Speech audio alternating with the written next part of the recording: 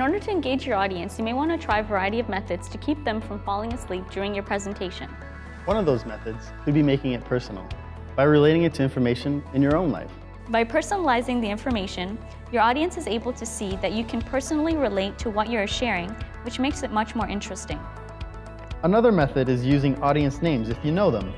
Also, if you can, make it an interactive experience for your audience.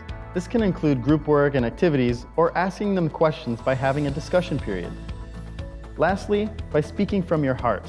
It puts that personal touch on your presentation. Don't forget to read their body language and respond appropriately to it. Chances are, if your audience is falling asleep, then you may want to liven up your presentation. You can do this by asking questions or allowing them to become more involved.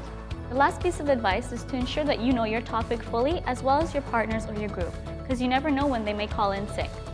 There are many ways to keep your presentation engaging, such as PowerPoint, Prezi, video clips, games, questionnaires, handouts, guest speakers.